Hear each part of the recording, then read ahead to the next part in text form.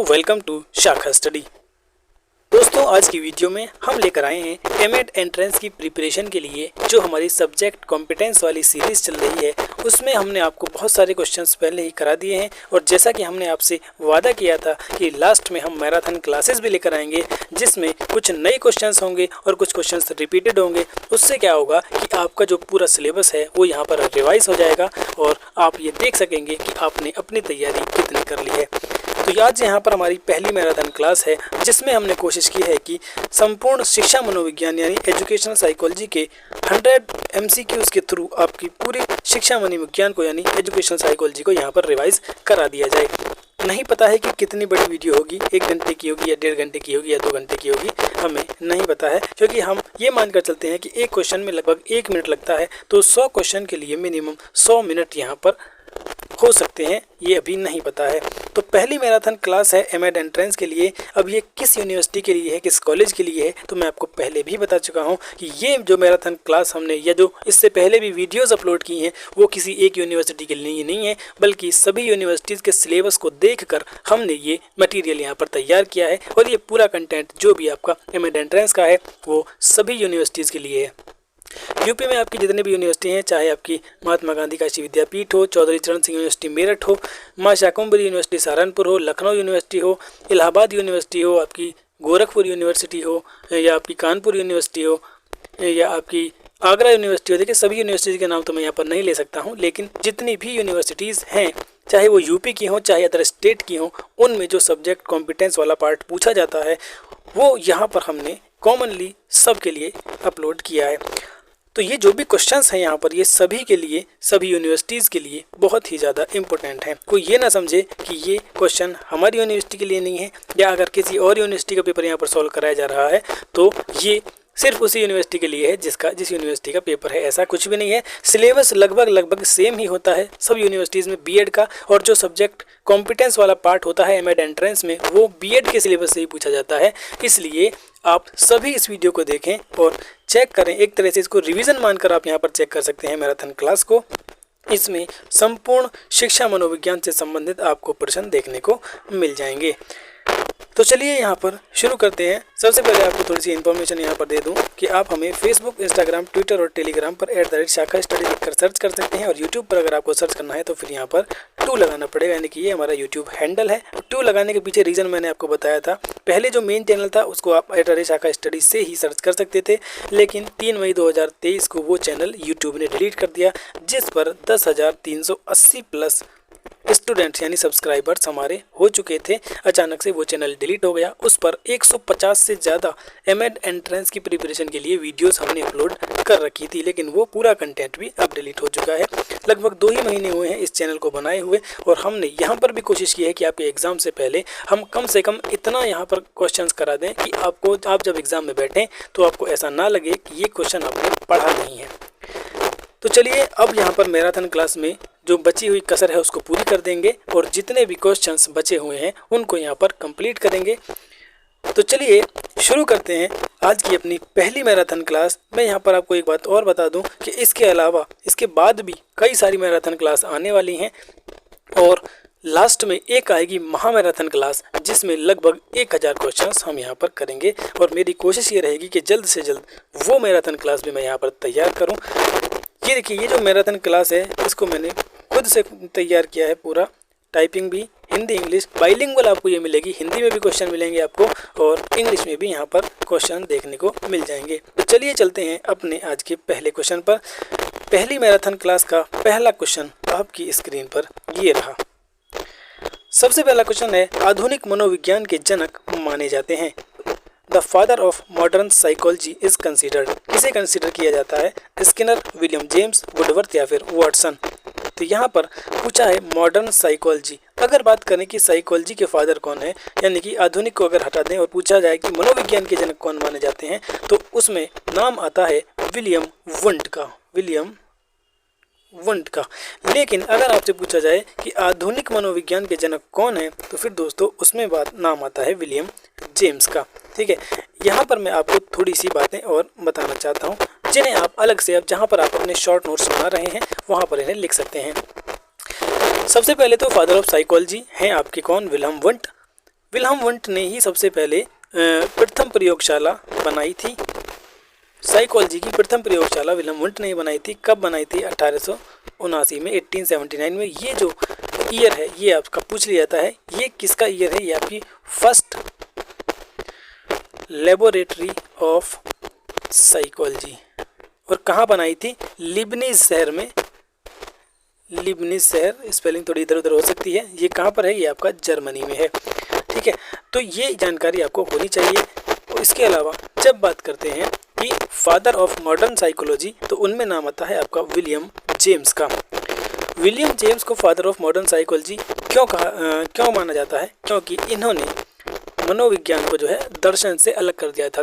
पहले क्या है कि मनोविज्ञान को दर्शन का ही एक पार्ट माना जाता था, लेकिन जो विलियम जेम्स थे, विलियम जेम्स ने मनोविज्ञान को एक अलग शाखा बनाने में, मतलब एक अलग सब्जेक्ट बनाने में अहम भूमिका निभाई थी। और फिलॉसफी से हटाकर इसको, साइकोलॉजी को एक अलग ब्रांच इन्होंने बना दिया था। उसके बाद अगर बात की जाए कि इनकी सबसे फेमस जो बुक है वो कौन सी है, किसकी? विलियम जेम्स की, तो वो है आपकी principles of psychology. Principle of psychology इनकी बहुत ही फेमस बुक है और बार बार एग्जाम में पूछी भी जाती है, इसलिए इस बुक का नाम भी आप यहाँ पर याद रखेंगे। अगर यहाँ पर पूछा जाए कि फादर ऑफ चाइल्ड साइकोलॉजी कौन है? फादर ऑफ, अब देखिए जब फादर की बात चलिए तो मैं बताऊँ, चाइल्ड साइकोलॉजी की बात की जाए कि फादर, इनको आप अलग से लिखते चलें। यहाँ पर हो सकता है आपको ये क्लियरली ना नज़र आ रहा हो, लेकिन आप इनको अलग से लिखते चलें अपने शॉर्ट नोट्स में, और एग्ज़ाम से एक दिन पहले इनको ज़रूर रिवाइज कर लें। तो फादर ऑफ चाइल्ड साइकोलॉजी माने जाते हैं आपके जीन पियाजे। ठीक है, जीन पियाजे को फादर ऑफ चाइल्ड साइकोलॉजी कहा जाता है।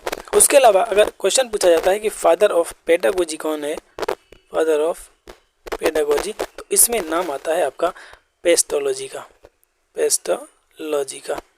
ठीक है, तो यहाँ पर हमने कुछ और एक्सटर्नल जानकारी भी आपको दे दी है। देखते हैं दूसरा प्रश्न। यहाँ पर देखिए मैंने क्वेश्चन के साथ साथ उसका उत्तर भी लिख दिया है। दूसरा प्रश्न आपके सामने ये रहा, ईगो लिबिडो का क्या अर्थ है? What is the meaning of ego libido? आत्म प्रेम, वस्तु लिबिडो, ईगो मनोग्रंथि या फिर ego सिंटोनिक? Self love, object libido, ego complex या फिर ईगो सिंटोनिक? तो ईगो लिबिडो का जो दोस्तों मतलब होता है वो होता है अपने आप से प्रेम करना, सेल्फ लव। ठीक है, और इसको किसने मतलब डिफाइन किया था, ये भी आपसे पूछा जा सकता है कि ईगो लिबिडो को किसने डिफाइन किया था, तो उसमें नाम आता है आपका कार्ल जुंग का, कार्ल जुंग का। ये भी आपको याद रखना है। ठीक है, तो ईगो लिबिडो का अर्थ है आत्म प्रेम या सेल्फ लव, और इसको किसने डिफाइन किया था? इसको डिफाइन किया था कार्ल जुंग ने। तो क्वेश्चन सेकंड का ऑप्शन ए आपका यहाँ पर करेक्ट आंसर हो जाएगा। नेक्स्ट क्वेश्चन आपकी स्क्रीन पर ये रहा, E.H. एरिक्सन के अनुसार मनोलैंगिक विकास की कितनी अवस्थाएं हैं? How many stages of psychosexual development are there according to Erikson? तो एरिक्सन ने मनोलैंगिक विकास की कितनी अवस्थाएं दी थी? तो आप सभी जानते हैं कि एरिक्सन ने 8 अवस्थाएं दी थी। अब क्या मुझे यहाँ पर 8 अवस्थाएं बताने की आवश्यकता है? तो चलिए मैं एक बार आपको रिवाइज कर देता हूँ। वैसे तो आपने बीएड में ये सब पढ़ लिया होगा। तो इनकी जो 8 अवस्थाएं हैं वो कौन कौन सी हैं, मैं यहाँ पर देखिए लिखूंगा तो नहीं, आपको सिर्फ यहाँ पर रिवाइज करा दूंगा। इनकी जो पहली अवस्था है वो होती है ट्रस्ट वर्सेस मिसट्रस्ट। मैं सिर्फ इसको शॉर्ट में ही लिखूंगा। इसकी जो एज होती है वो इन्फेंट से और 18 महीने तक मानी जाती है। दूसरा जो स्टेज है वो होती है आपकी autonomy versus shame, autonomy versus shame. ठीक है, इसकी जो एज होती है वो होती है 18 महीने, यानी 1.5 साल से लेकर और 3 साल तक। उसके बाद जो आपकी तीसरी होती है, तीसरी अवस्था इन्होंने बताई थी, वो होती है इनिशिएटिव वर्सेस गिल्ट। इसकी जो एज होती है वो 3 से लेकर 5 साल तक होती है। उसके बाद चौथी जो स्टेज होती है वो होती है इंडस्ट्री वर्सेस इन्फीरियरिटी। इसकी जो एज होती है वो 5 से लेकर 13 साल तक होती है। पांचवी जो आपकी स्टेज है वो है आइडेंटिटी वर्सेस कन्फ्यूज़न। इसमें जो आपकी एज रखी गई है वो 13 से लेकर 21 साल तक रखी गई है। सिक्स्थ एज जो आपकी छठी स्टेज है वो है इंटीमेसी वर्सेस आइसोलेशन। ठीक है, इंटीमेसी वर्सेस आइसोलेशन। इसमें जो आपकी एज है वो 21 से लेकर और 39 तक रखी गई है, 21 to 39। और 7th जो आपकी स्टेज है वो है generativity versus stagnation. Generativity versus stagnation. इसमें जो आपकी एज रखी गई है वो 40 से 65 तक रखी गई है। और लास्ट एज जो है 8th आपकी वो है इंटीग्रिटी वर्सेस डेस्पेयर। ठीक है, इसमें जो आपकी एज रखी गई है 65 से और ओल्ड एज तक, यानी कि जितना भी आगे मनुष्य का जीवन होगा। ये 8 अवस्थाएं जो हैं ये E.H. एरिक्सन ने मनोलैंगिक विकास की यानी साइकोसेक्सुअल डेवलपमेंट की यहाँ पर दी है। अब इनमें क्या क्या होता है ये आपको अपने आप पढ़ना है, और मैं पहले भी आपको इसके बारे में थोड़ा सा पढ़ा चुका हूँ। तो चलिए इसका आंसर हमारा यहाँ पर क्या हो जाएगा, ऑप्शन ए 8 हमारा यहाँ पर करेक्ट आंसर हो जाएगा। नेक्स्ट क्वेश्चन आपके सामने ये रहा, क्वेश्चन नंबर 4।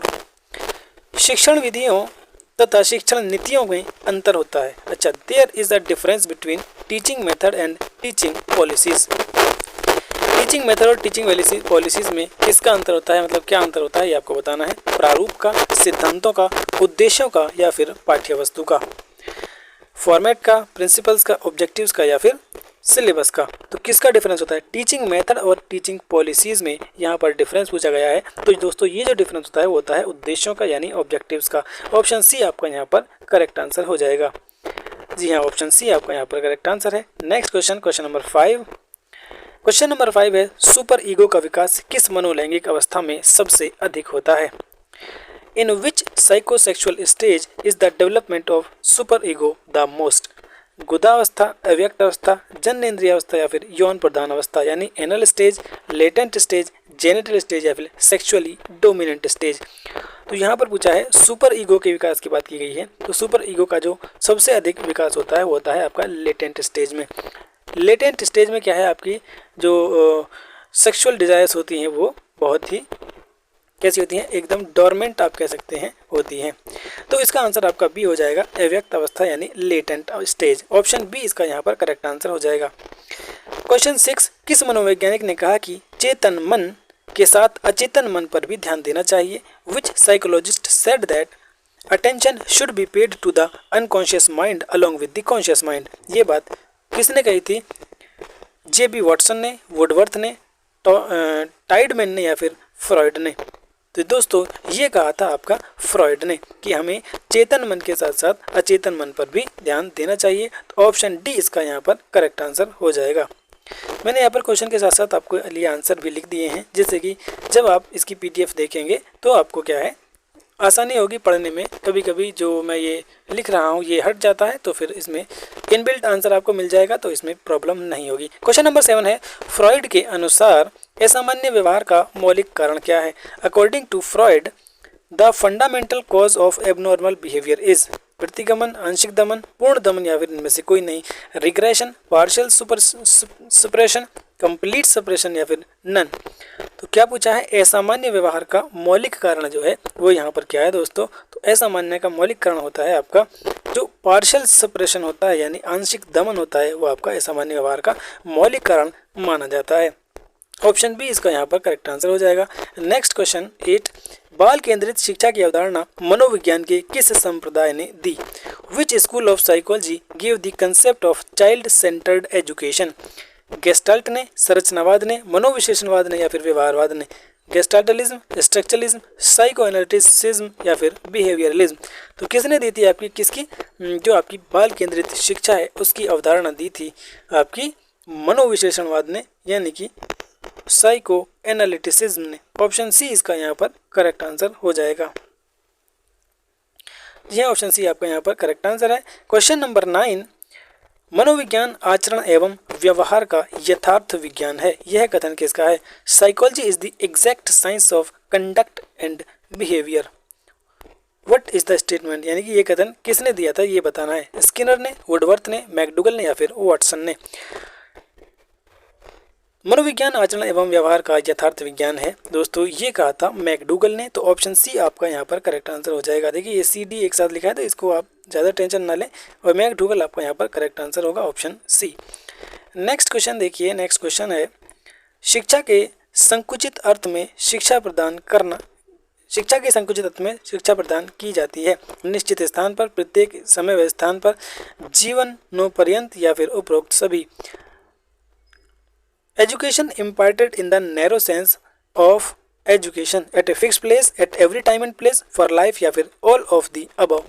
तो यहाँ पर नैरो सेंस की बात की गई है, संकुचित अर्थ। तो संकुचित अर्थ के लिए यहाँ पर हो जाएगा आपका एट ए फिक्स प्लेस। जहाँ पर फिक्स प्लेस पर जो शिक्षा प्रदान की जाएगी वो मतलब ब्रॉड शिक्षा नहीं हो सकती है, क्योंकि शिक्षा तो देखिए मनुष्य हर स्थान पर ग्रहण कर सकता है, लेकिन अगर ये कहा जाए कि सिर्फ एक फिक्स स्थान पर ही शिक्षा प्राप्त करनी है तो ये इसका एक बहुत ही संकुचित अर्थ यानी कि नैरो सेंस माना जाएगा।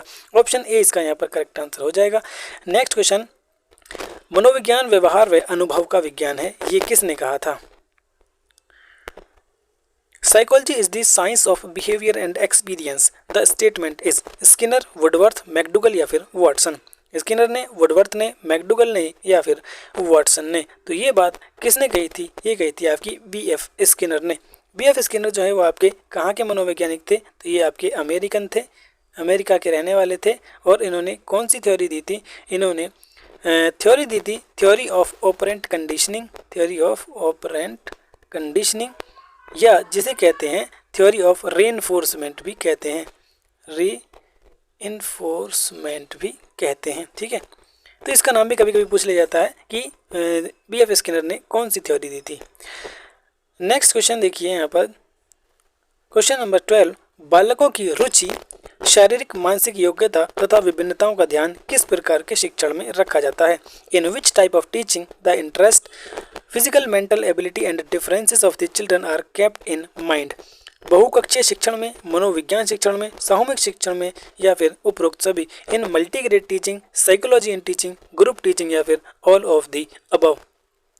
तो किस में रखा जाता है? देखिए इसमें पूछा क्या है, बालकों की रुचि, शारीरिक मानसिक योग्यता तथा विभिन्नताओं का ध्यान किस में रखा जाता है? बहुकक्षीय शिक्षण में भी रखा जाता है, मनोविज्ञान और सामूहिक शिक्षण सभी में इनका ध्यान रखा जाता है। तो ऑप्शन डी इसका यहाँ पर आपका करेक्ट आंसर हो जाएगा। ठीक है, ऑप्शन डी जो है आपका यहाँ पर करेक्ट आंसर हो जाएगा। दोस्तों जब आपके पास PDF पहुँचेगी तो आप जैसे ही इस लिंक पर क्लिक करेंगे तो आप हमारे YouTube चैनल पर डायरेक्टली पहुँच जाएंगे। आपको कोई चैनल यहाँ पर सर्च करना नहीं पड़ेगा। यदि आप सर्च करते हैं तो ये जो लास्ट में लिखा हुआ है YouTube पर आप इतना भी सर्च कर लेंगे तो आप हमारे चैनल पर सीधे सीधे पहुँच जाएंगे।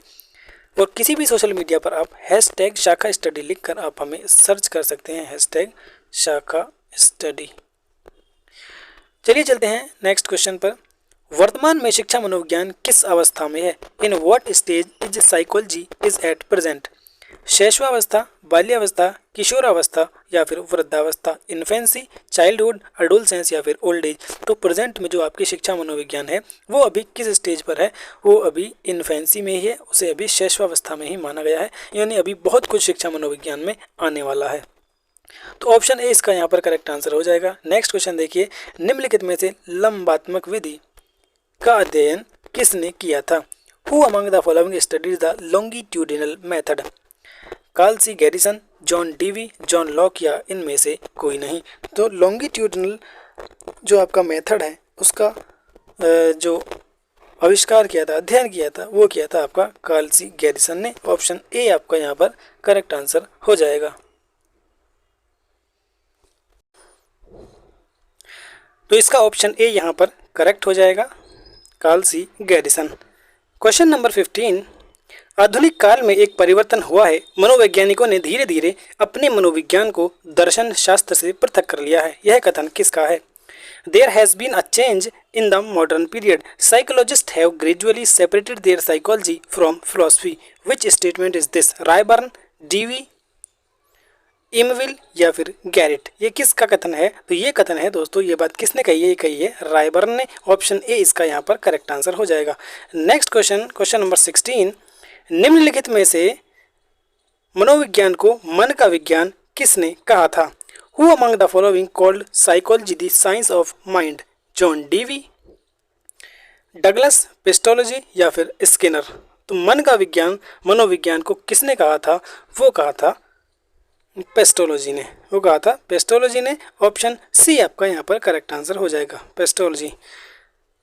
अगला प्रश्न है 17वां, प्ले वे पुस्तक की रचयिता कौन है? The author of the book play way. बहुत इंपॉर्टेंट बुक है, ये कई बार पूछी जाती है, तो इसलिए जितने भी बुक्स के नाम आए उनको तो आप ज़रूर अलग से शॉर्ट नोट्स में लिख लें, और जब भी एग्ज़ाम देने जाएं तो एग्ज़ाम से एक दिन पहले उसको रिवाइज ज़रूर करके जाएं। जितने भी बुक्स यहाँ पर आ चुके हैं बीच बीच में और जितने भी स्टेटमेंट्स आ चुके हैं उनको आप ज़रूर यहाँ पर याद रख के जाएंगे। तो प्लेवे बुक के रचयिता यहाँ पर कौन है? फ्रॉइड है, वाटसन है, मन है, माइंड नहीं, ये मन, अच्छा ये कन्वर्जन में ये मन ही है आपका, MANN, या फिर हेनरी कोल्डवेल कुक। तो इसके रचयिता कौन है दोस्तों? ये किसकी बुक है प्लेवे? तो ये बुक है हेनरी कोल्डवेल कुक की। ऑप्शन डी आपका यहाँ पर करेक्ट आंसर हो जाएगा। नेक्स्ट क्वेश्चन, क्वेश्चन नंबर 18, निम्नलिखित में से शिक्षा का केंद्र बिंदु कौन है? Which of the following is the centre of education?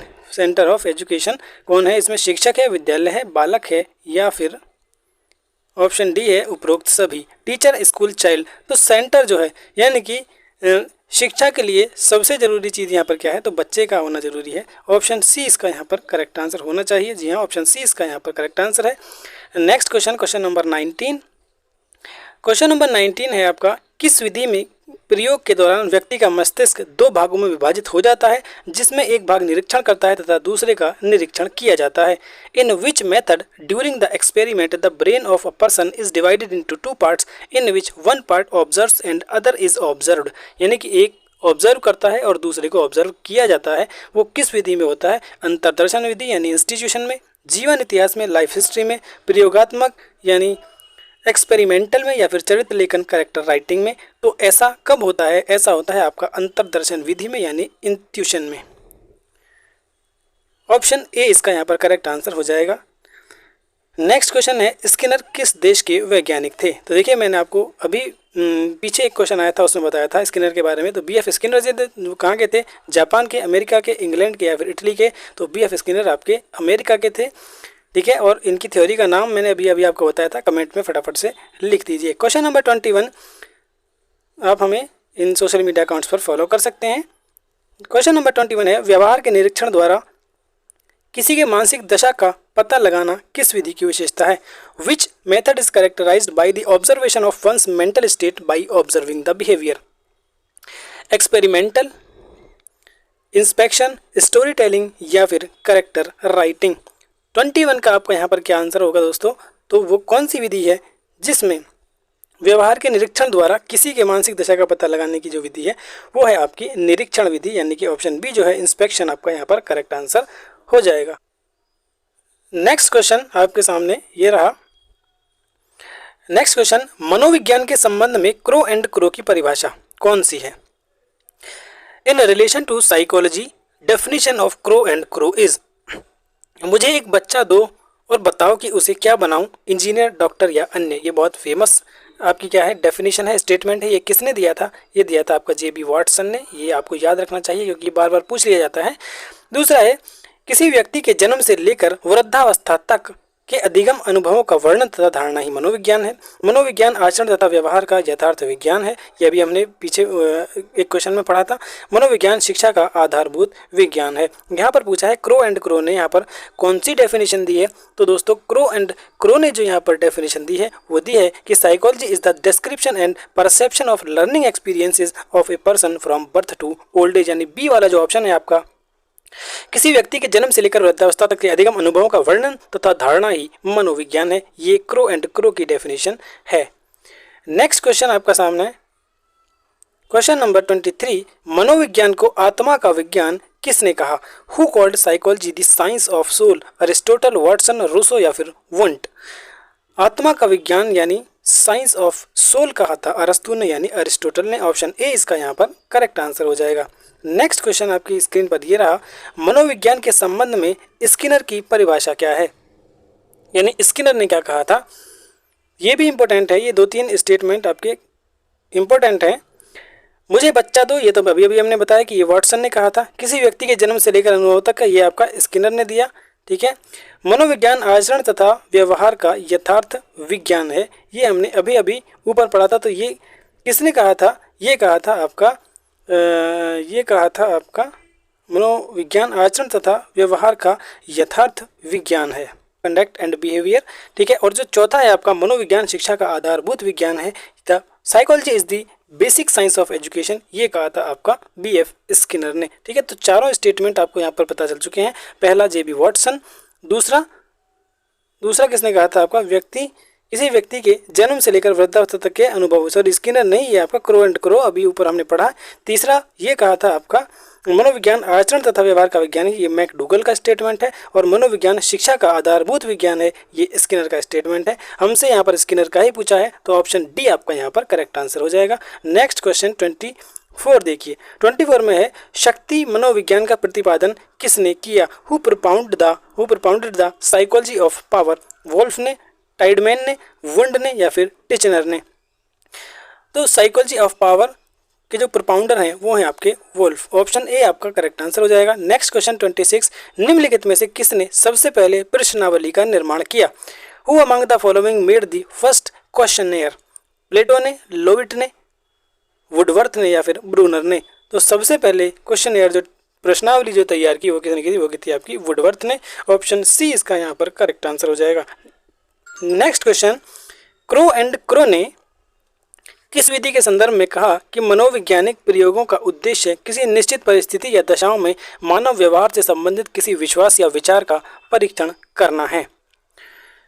English में देख लीजिए एक बार। इंग्लिश में है, इन दी context of which method have Crow and Crow said the purpose of psychological experiments is to test any belief or idea relating to human behavior in a given situation or condition?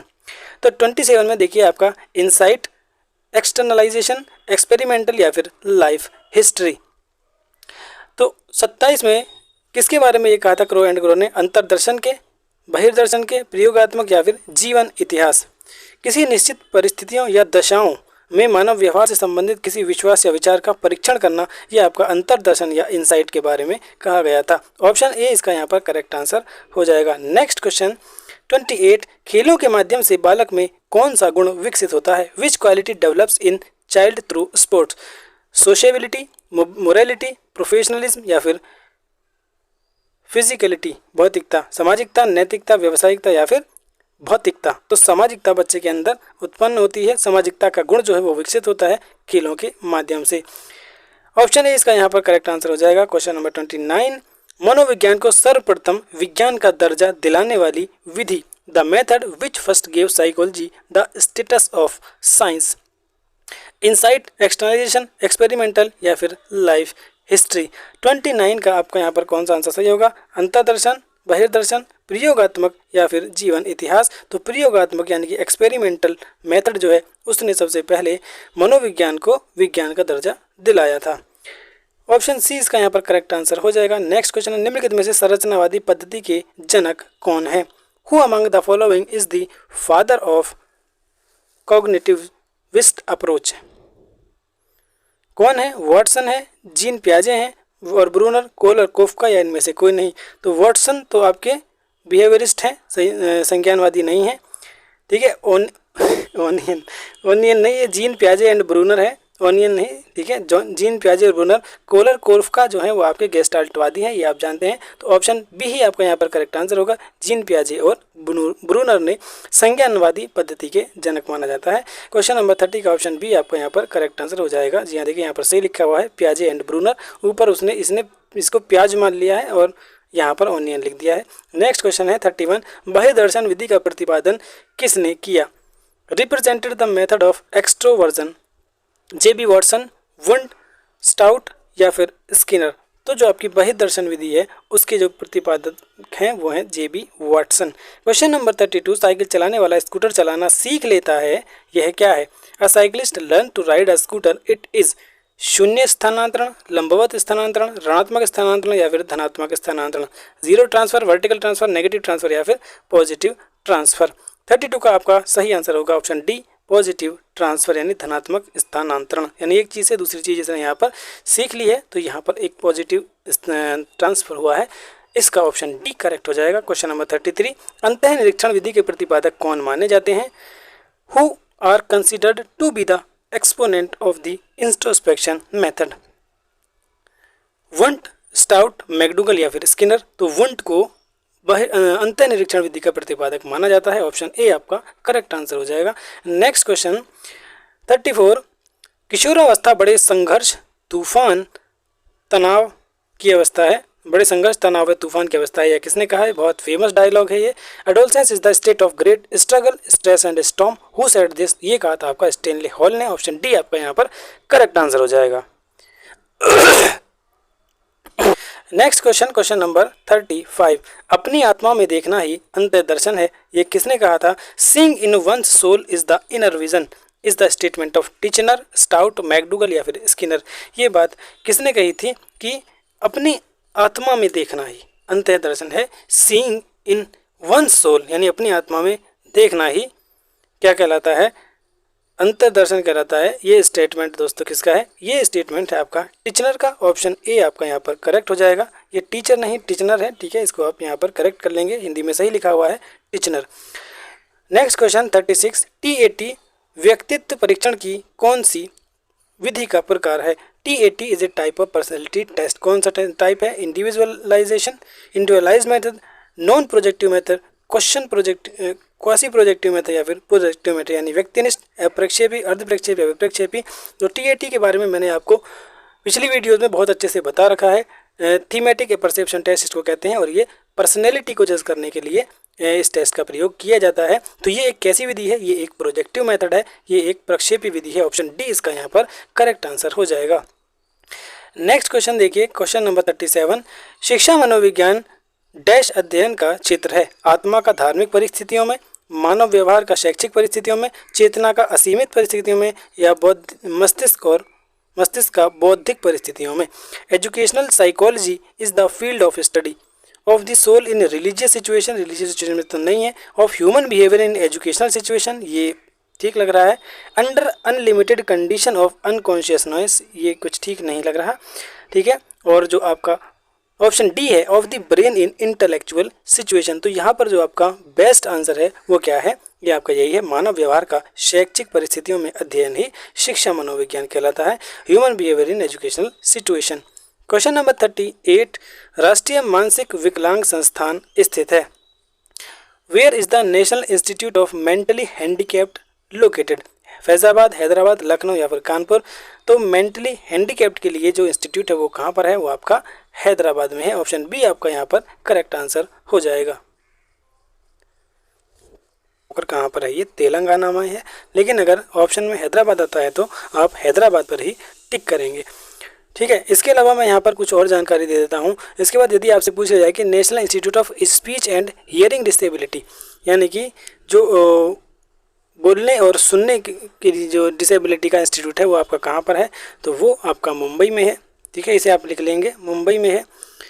कौन सा वाला? जो आपका speech and hearing यानी कि गूंगे और बहरों के लिए आपका कहाँ पर है? वो मुंबई में है। उसके अलावा अगर आपसे पूछा जाता है कि फिजिकल डिसेबिलिटी का जो इंस्टीट्यूट है, national institute for person with physical disability का अगर पूछा जाता है, फिजिकल डिसेबिलिटी शॉर्ट में लिख रहा हूँ, तो ये आप बताएंगे ये आपका नई दिल्ली में है, ये आपका न्यू दिल्ली में है। और इसके अलावा अगर आपसे पूछा जाता है कि पर्सन विद इंटेलेक्चुअल डिसेबिलिटी यानी कि बौद्धिक क्षमता, मेंटली जो आपका बौद्धिक क्षमता है यानी कि इंटेलेक्चुअल डिसेबिलिटी जो है, दिव्यांगजन जो है, उनके लिए आपका कहाँ पर इंस्टीट्यूट है? तो वो आपका, हाँ वो तो आपका यही है, सिकंदराबाद। ये एक्चुअल में सिकंदराबाद में है, SCH सिकंदराबाद करके कुछ इसका नाम है, SECUNDRABAD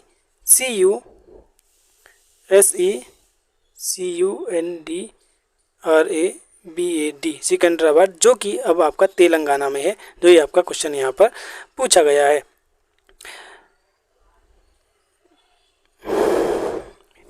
और एक और आपसे पूछा यहाँ पर जा सकता है, वो क्या है कि जो आपके विजुअली इम्पेयर्ड हैं, विजुअली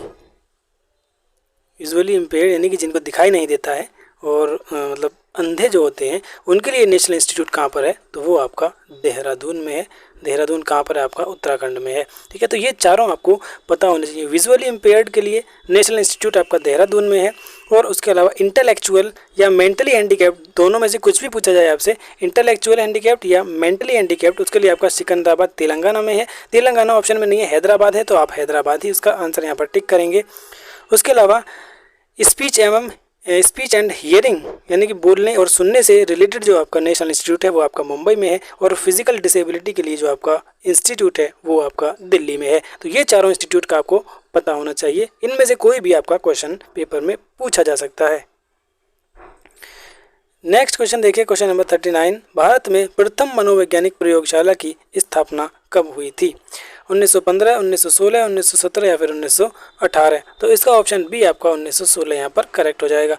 नेक्स्ट क्वेश्चन, टॉलमैन का चिन्ह अधिगम का सिद्धांत अन्य किस नाम से जाना जाता है? Tolman's theory of sign learning is otherwise known as चिन्ह गेस्टाल्ट सिद्धांत, चिन्ह सार्थकता सिद्धांत या प्रत्याशा सिद्धांत, से प्रयोजन व्यवहार वाद या उपरोक्त सभी, sign gestalt theory, sign meaningfulness theory और एंटीसिपेशन थ्योरी, पर्पसफुल प्रैग्मेटिज्म या फिर ऑल ऑफ द अबव? तो टॉलमैन की थ्योरी ऑफ साइन लर्निंग को इन सभी नामों से जाना जाता है। ऑप्शन डी आपका यहाँ पर करेक्ट आंसर हो जाएगा। नेक्स्ट क्वेश्चन है, प्रयोगात्मक मनोविज्ञान का जनक किसे कहा जाता है?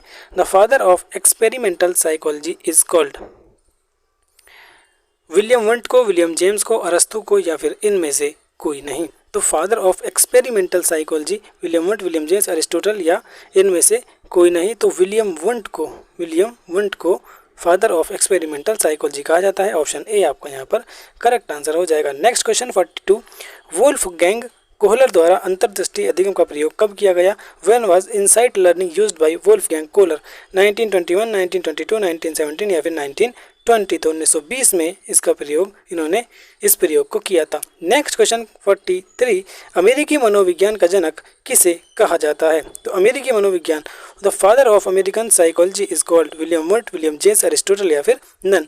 तो विलियम जेम्स को अमेरिकी साइकोलॉजी का फादर कहा जाता है। विलियम जेम्स को मॉडर्न साइकोलॉजी का भी जनक कहा जाता है, क्योंकि दर्शन शास्त्र से अलग शाखा के रूप में करने का काम जो किया था वो आपका विलियम जेम्स ने ही किया था।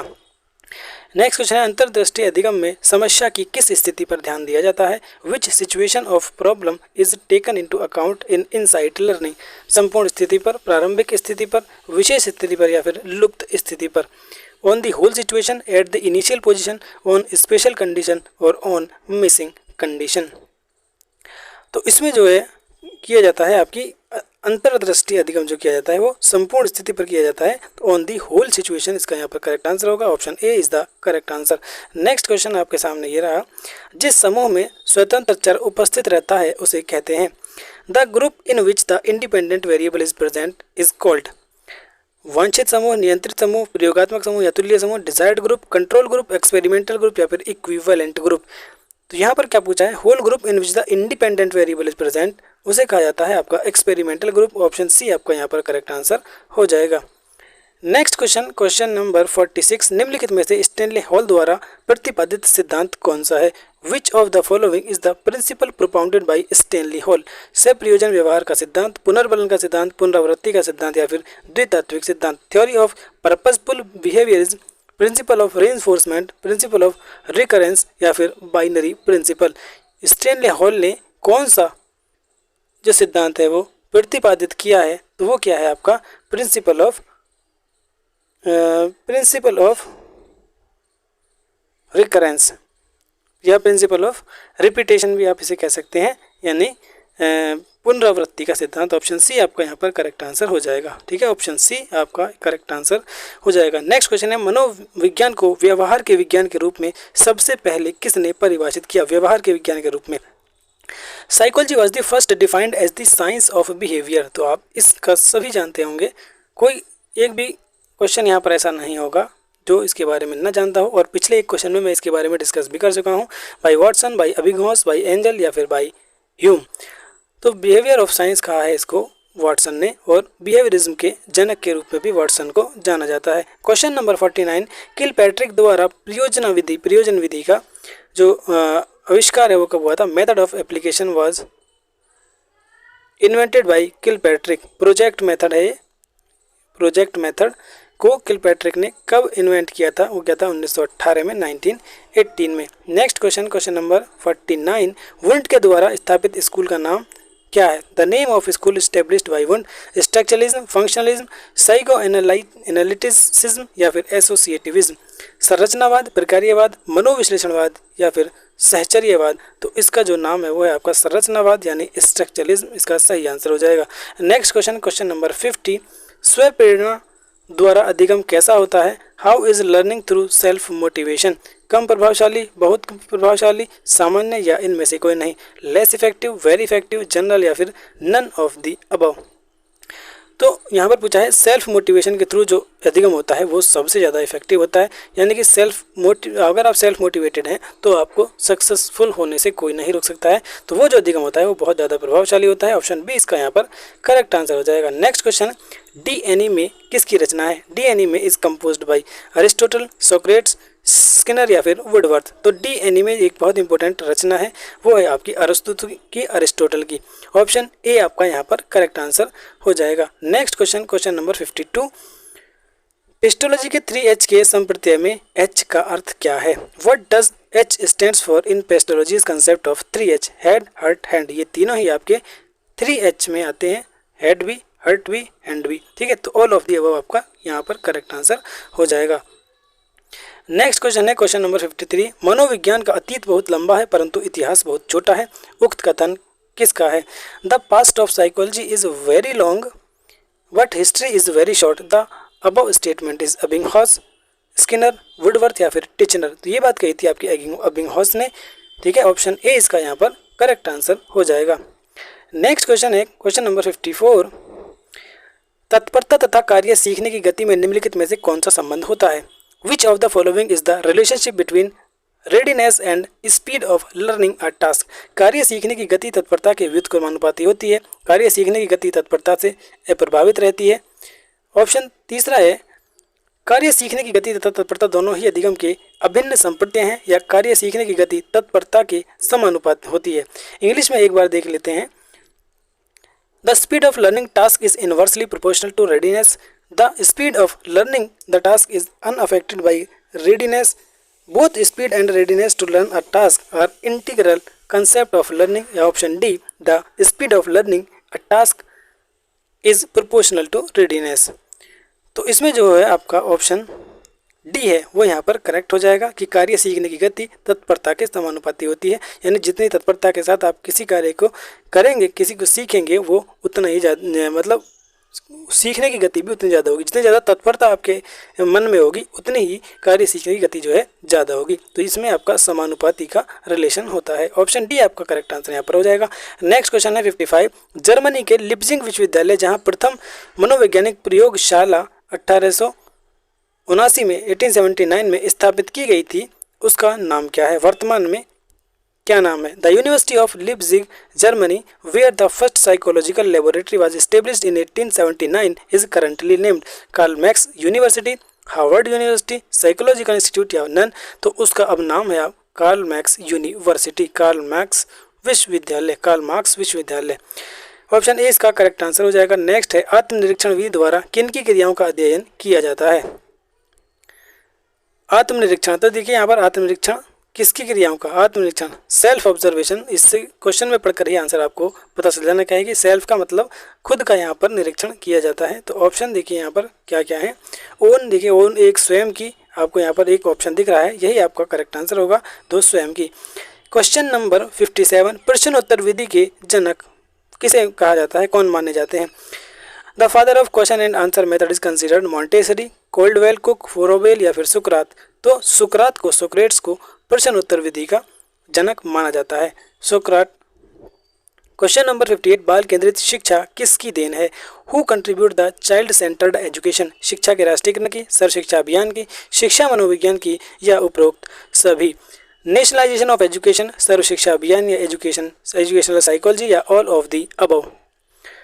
तो जो आपकी चाइल्ड सेंटर्ड एजुकेशन है वो किसने दी है, वो किसकी देन है? वो है आपकी एजुकेशनल साइकोलॉजी की, यानी शिक्षा मनोविज्ञान की। ऑप्शन सी इसका यहाँ पर करेक्ट आंसर हो जाएगा।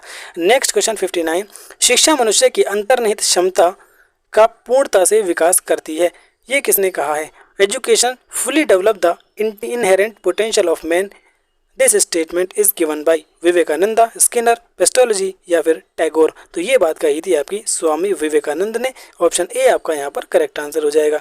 नेक्स्ट क्वेश्चन 60, थॉर्नडाइक ने शिक्षा मनोविज्ञान का कैसा रूप प्रदान किया? What form of educational psychology did Thorndike provide? निश्चित एवं स्पष्ट, नियमित, आंशिक या सभी। Definite and clear, irregular, partially clear या फिर ऑल ऑफ दी अबव। तो थॉर्नडाइक ने जो प्रोवाइड किया था मनोविज्ञान का रूप वो एकदम डेफिनेट एंड क्लियर किया था। ऑप्शन ए आपका यहाँ पर करेक्ट आंसर हो जाएगा। ऑप्शन ए करेक्ट आंसर हो जाएगा। नेक्स्ट क्वेश्चन है क्वेश्चन नंबर 62। विकास का अर्थ क्या है? What is the meaning of development?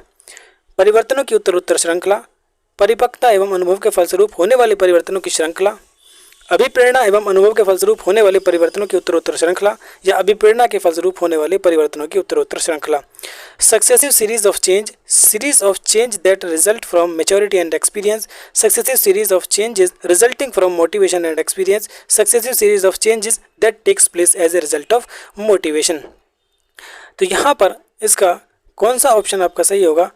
पूछा है कि डेवलपमेंट का एक्चुअल में अर्थ क्या है? तो अभिप्रेरणा एवं अनुभव के फलस्वरूप होने वाले परिवर्तनों की उत्तरोत्तर श्रृंखला, यानी कि successive series of changes resulting from motivation and experience. Experience और मोटिवेशन से जो सक्सेसिव सीरीज ऑफ चेंजेस होती है उसी को क्या कहा जाता है? विकास कहा जाता है। ऑप्शन सी इसका करेक्ट आंसर हो जाएगा। नेक्स्ट क्वेश्चन है, मनोविज्ञान को दर्शन शास्त्र में अलग विज्ञान का दर्जा दिलाया गया किसके द्वारा? व्हाट गेव या who gave psychology the status of a different science from philosophy? देखिए इसका जो है मैं आंसर आपको पहले 2 बार बता चुका हूँ इसी वीडियो में। तो वो कौन थे आपके? वो आपके विलियम जेम्स थे। विलियम जेम्स को क्या कहा जाता है? फादर ऑफ मॉडर्न साइकोलॉजी और फादर ऑफ अमेरिकन साइकोलॉजी दोनों ही ने कहा जाता है। इन्होंने मनोविज्ञान को दर्शन शास्त्र से अलग विज्ञान का दर्जा दिलाया था। नेक्स्ट क्वेश्चन है क्वेश्चन नंबर 64। क्वेश्चन नंबर 64 आपके सामने ये रहा, निम्नलिखित में से कौन सी वृद्धि और विकास के सिद्धांतों से संबंधित नहीं है? निरंतरता का सिद्धांत, वर्गीकरण का सिद्धांत, समन्वय का सिद्धांत या फिर वैयक्तिकता का सिद्धांत। Principle of continuity, principle of classification, principle of coordination और प्रिंसिपल ऑफ इंडिविजुअलिटी, कौन सा वृद्धि और विकास? तो प्रिंसिपल ऑफ क्लासिफिकेशन जो है वो आपका इससे संबंधित नहीं है, वो आपका विकास और वृद्धि से संबंधित नहीं है। ऑप्शन बी इसका करेक्ट आंसर हो जाएगा। ऑप्शन बी इसका करेक्ट आंसर हो जाएगा। Next question 65। मैकडूगल ने अपनी पुस्तक आउटलाइन साइकोलॉजी में किस शब्द की कड़ी आलोचना की है? Which term has been strongly criticized by McDougall in his book outline psychology? तो यहाँ से देखिए आपको मैकडूगल की एक इंपॉर्टेंट बुक का भी नाम यहाँ पर पता चल गया है, आउटलाइन साइकोलॉजी। इसको आप फटाफट से अपने शॉर्ट नोट्स में लिख लीजिए, जहाँ पर भी आपने अपनी जो बुक्स हैं वो लिख रखी हैं। सोल, माइंड, ब्रेन या फिर कॉन्शियसनेस, तो किसकी कड़ी आलोचना की है मैकडूगल ने? तो मैकडूगल ने आलोचना की है चेतना की, यानी कॉन्शियसनेस की। ऑप्शन डी इसका यहाँ पर करेक्ट आंसर हो जाएगा। नेक्स्ट क्वेश्चन है 66। बाल मनोविज्ञान के अनुसार शिक्षा के क्षेत्र में मुख्य स्थान है। According to child psychology the main place in the field of education is? बालक का, प्रशासक का? तो चाइल्ड साइकोलॉजी में तो सबसे जो मेन स्थान होगा वो आपका चाइल्ड का ही होगा। इसमें बाकी ऑप्शन देखने की भी हमें ज़रूरत नहीं है। ऑप्शन ए इसका करेक्ट आंसर होगा। जी हाँ, देखिए अध्यापक का या अभिभावक का ये आपके आंसर नहीं हो सकते हैं, चाइल्ड ही आपका यहाँ पर करेक्ट आंसर होगा। नेक्स्ट क्वेश्चन आपके सामने ये रहा 67। मनोविज्ञान का जन्म किसके समय दर्शन शास्त्र के अंग के रूप में हुआ था? In whose time psychology was born as a part of philosophy? Plato, Aristotle, Berkeley या फिर वाटसन? तो अरस्तु के ज़माने में, अरस्तु के टाइम में मनोविज्ञान का जन्म जो है वो एक दर्शन शास्त्र के अंग के रूप में हुआ था। नेक्स्ट क्वेश्चन 68 आपके सामने ये रहा, एक बच्चे की वृद्धि और विकास के अध्ययन की सर्वाधिक अच्छी विधि कौन सी है? Which is the best method to study the growth and development of a child? मनोविश्लेषण विधि, तुलनात्मक विधि, विकासीय विधि या फिर सांख्यिकी विधि? Psycho analytic method, comparative method, developmental method या फिर स्टैटिस्टिकल मेथड? तो जो बेस्ट मेथड है बच्चे की वृद्धि और विकास को अध्ययन करने के लिए वो है आपकी विकासीय विधि, या जिसे डेवलपमेंटल मेथड भी आप कह सकते हैं इंग्लिश में। ऑप्शन सी जो है वो आपका यहाँ पर करेक्ट आंसर हो जाएगा। नेक्स्ट क्वेश्चन आपके सामने ये रहा, क्वेश्चन नंबर 69। शिक्षा मनोविज्ञान के मुख्य तत्व कौन कौन से हैं? The main element of educational psychology are? शिक्षार्थी, सीखने की प्रक्रिया, अध्यापक या सभी, लर्नर, लर्निंग प्रोसेस, टीचर या ऑल? जी हाँ, बिल्कुल, लर्नर भी, लर्निंग प्रोसेस भी और टीचर भी, ये तीनों ही मेन एलिमेंट है एजुकेशनल साइकोलॉजी के। तो ऑप्शन डी आपका यहाँ पर करेक्ट आंसर हो जाएगा। नेक्स्ट क्वेश्चन है क्वेश्चन नंबर 70। वैयक्तिक विभिन्नता के मिलन के संबंध में एक अध्यापक की भूमिका क्या होनी चाहिए? In relation to meeting individual differences the role of teacher should be? व्यक्ति के दृष्टिकोण, अभिरुचि और योग्यता को जानने का प्रयास, व्यक्ति आधारित पाठ्यक्रम को उनकी आवश्यकता के अनुसार जानने की कोशिश करना, 1 और 2 या उपरोक्त में से कोई नहीं। An attempt to know the attitude, aptitude and ability of the individual, ये बात तो बिल्कुल सही है।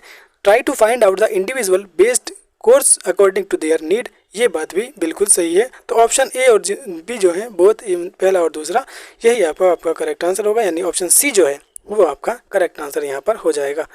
नेक्स्ट क्वेश्चन आपके सामने ये रहा 71। अब देखिए हमने 70 क्वेश्चन कर लिए हैं, अब ओनली 30 क्वेश्चन यहाँ पर बचे हुए हैं। ठीक है, तो आप उम्मीद है अभी थके नहीं होंगे, क्योंकि हम यहाँ पर ज़्यादा टाइम नहीं ले रहे हैं। हम इस वीडियो में 100 क्वेश्चन बिल्कुल कंप्लीट करेंगे, चाहे वीडियो हमारी कितनी ही बड़ी क्यों ना हो जाए। हम टाइम इस बार नहीं देख रहे हैं, टाइम देखना था तो हमने जो आपके 20-20, 25-25 क्वेश्चन वाली वीडियोस डाल रखी हैं उनमें हमने देखा है। यहाँ पर ये मैराथन क्लास है और मैराथन में आपकी वीडियो कम से कम 1 घंटे की तो होगी ही होगी, कम से कम मिनिमम 1 घंटा तो। ठीक है, तो क्वेश्चन नंबर 71 यहाँ पर देख लीजिए। सर्वप्रथम मनोविज्ञान को किस विषय के अध्ययनकर्ता के रूप में स्वीकार किया गया था? Psychology was first accepted as the study of which subject? किसके? माइंड, सोल, कॉन्शियसनेस या फिर बिहेवियर। तो ये बिल्कुल जब आप साइकोलॉजी की बुक पढ़ी होगी तो पहले ही चैप्टर में ये आपका दिया, पहले ही पेज पर बल्कि ये दिया हुआ है। तो सबसे पहले जो इसको एक्सेप्ट किया गया था वो आत्मा के विज्ञान के रूप में एक्सेप्ट किया गया था। इसने अपनी आत्मा का त्याग किया, then it lost its mind, then it lost its consciousness, it still has the behaviour of sort, और अब इसे एक बिहेवियर के साइंस के रूप में जाना जाता है। यानी इससे, और ये डेफिनेशन भी आपसे पूछ ली जाती है। सबसे पहले ये डेफिनेशन किसने दी थी? ये दी थी आपकी वुडवर्थ ने ये डेफिनेशन दी थी आपकी वुडवर्थ ने। ठीक है, तो इससे यहाँ पर हमें पता चलता है कि सबसे पहले साइकोलॉजी को, मनोविज्ञान को soul, the science of soul कहा गया, यानी कि आत्मा का विज्ञान कहा गया। फिर मन या मस्तिष्क का विज्ञान कहा गया, उसके बाद चेतना का विज्ञान कहा गया, यानी कॉन्शियसनेस का। और अब जो है साइकोलॉजी को साइंस ऑफ बिहेवियर के रूप में जाना जाता है। ठीक है, तो सबसे पहले यहाँ पर पूछा है first accepted as the soul, पहले सोल यहाँ पर अगर इसको कहा जाए तो देखिए सबसे पहले सोल, फिर माइंड, फिर कॉन्शियसनेस और अब प्रेजेंट में बिहेवियर, साइंस ऑफ बिहेवियर इसे कहा जाता है।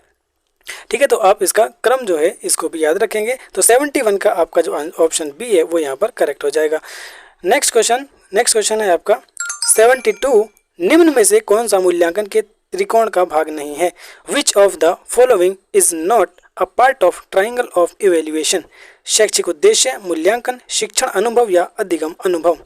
Educational purpose, evaluation, teaching experience या फिर लर्निंग एक्सपीरियंस? तो 72 का जो आपका यहाँ पर आंसर होगा दोस्तों वो हो जाएगा शिक्षण अनुभव, क्योंकि इवेल्युएशन की बात चली है तो इवेल्युएशन में शिक्षण अनुभव पार्ट नहीं है, बल्कि लर्निंग एक्सपीरियंस जो है, जो अधिगम अनुभव है, वो यहाँ पर इसका पार्ट होता है। तो ये 3 तो इसके पार्ट हैं, लेकिन teaching experience is not the part of evaluation. Option C इसका करेक्ट आंसर हो जाएगा। नेक्स्ट क्वेश्चन है 73। निम्न में से कौन सी समस्या शिक्षा मनोविज्ञान के क्षेत्र में आती है? शिक्षकों की अनुपस्थिति, विद्यालयों में बच्चों का कम नामांकन, शिक्षा का गिरता स्तर या फिर शैक्षिक पिछड़ापन? विच of the following problem come in the field of educational psychology? Absence of teacher, less enrollment of children in school, falling standard of education या educational backwardness? तो इनमें से क्या ऐसी चीज़ है जो आपकी मनोविज्ञान के क्षेत्र में आती है, वो कौन सी समस्या है? तो एजुकेशनल बैकवर्डनेस जो है, शैक्षिक पिछड़ापन जो है, वो आपकी एजुकेशनल साइकोलॉजी के क्षेत्र में आती है। ऑप्शन डी आपका यहाँ पर करेक्ट आंसर हो जाएगा। नेक्स्ट क्वेश्चन है 74। थॉर्नडाइक के व्यक्तित्व के वर्गीकरण का आधार क्या है? Thorndike classification of personality is based on शारीरिक गठन और शक्ल सूरत, बॉडी बिल्ड एंड अपीयरेंस, रचनात्मक और मौलिकता, क्रिएटिविटी एंड ओरिजिनलिटी, समायोजन और बुद्धि, एडजस्टमेंट एंड इंटेलिजेंस, चिंतन और कल्पना, थिंकिंग और इमेजिनेशन?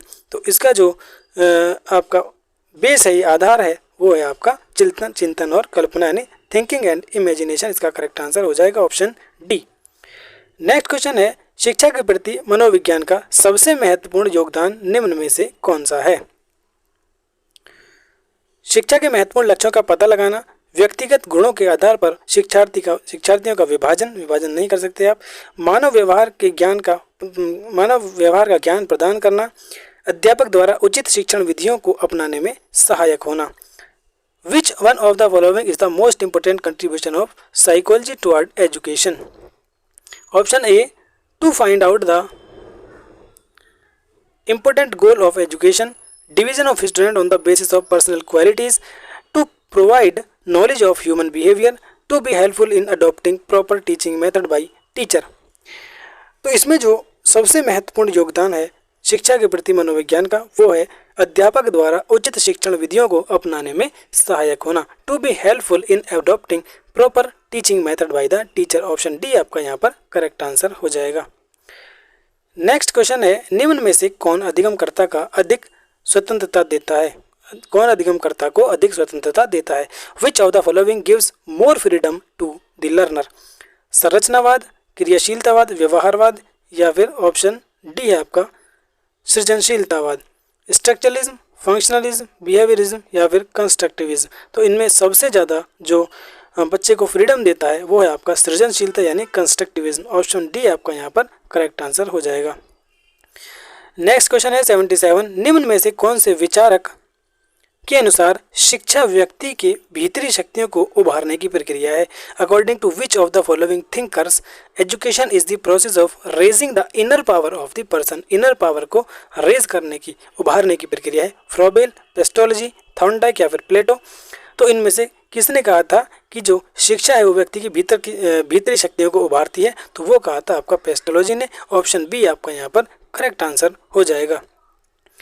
नेक्स्ट क्वेश्चन है 78, जब शिशु अपनी आंख, कान व हाथ के संबंध में सोचते हैं तो ये निम्नलिखित में से कौन से स्तर में शामिल होते हैं? मूर्त संक्रियात्मक स्तर, पूर्व संक्रियात्मक स्तर, इंद्रिय जनित स्तर, या फिर अमूर्त संक्रियात्मक स्तर? In which of the following stages does the infant think of his eyes, ears and hands? concrete operational level, pre operation level, sensory motor level, या फिर एब्स्ट्रैक्ट ऑपरेशन लेवल? तो अपने हाथ, नाक, कान यानी जो आपके सेंसरी, ये आपके क्या है, ये सेंसरी ऑर्गन्स हैं। तो इसमें जो आपका ऑप्शन होगा वो आपका सेंसरी मोटर वाले हो गया यानी इंद्रिय जनित स्तर ही हो जाएगा। ऑप्शन सी आपका करेक्ट आंसर हो जाएगा।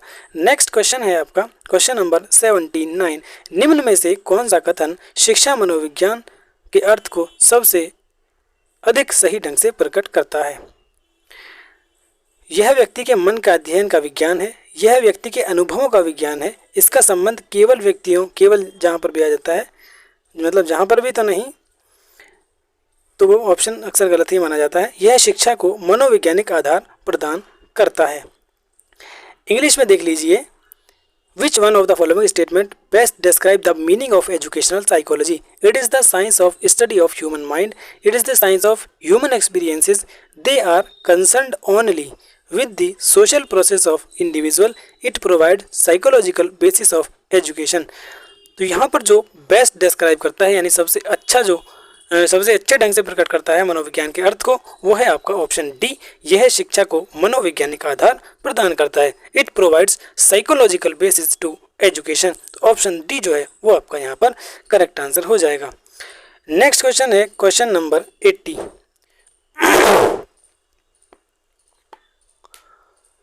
क्वेश्चन 80 कहता है, निम्नलिखित सिद्धांतकारों में से किसका मत है कि बच्चे अपनी वृद्धि व विकास हेतु कठोर अध्ययन करते हैं? बंडूरा, मैस्लो, स्किनर, या पियाजे? Who among the following theorist is of the opinion that children study hard for their growth and development? Albert Bandura, Abraham Maslow, BF. Skinner, या फिर जीन पियाजे? तो किसने कहा है ये कहा है आपका अब्राहम मैस्लो ने। ऑप्शन बी आपका यहाँ पर करेक्ट आंसर हो जाएगा। Next question number 81। यदि आप हमारे चैनल पर जाना चाहते हैं यूट्यूब पर, तो सीधा अगर आपके पास इसको आप पीडीएफ से पढ़ रहे हैं तो पीडीएफ में आप इस पर टच करेंगे और डायरेक्टली हमारे चैनल पर पहुंच जाएंगे। यदि आप यूट्यूब पर सर्च कर रहे हैं तो @शाखा स्टडी 2 लिखें और हमारे चैनल पर पहुंच जाएंगे। मैंने आपको बता रखा है इसका रीज़न, @शाखा स्टडी 2 आपको क्यों लिखना है, क्योंकि हमारा जो मेन चैनल था शाखा स्टडी के नाम से, उसको यूट्यूब ने 3 मई 2023 को डिलीट कर दिया, जिस पर लगभग 10,384 सब्सक्राइबर थे जब मैंने लास्ट टाइम चेक किया था, और उस पर 385 के अराउंड आपकी टोटल वीडियोस थी, जिस पर 3 साल से मैं जो है बीएड और एमएड एंट्रेंस की प्रिपरेशन यहाँ पर करा रहा था।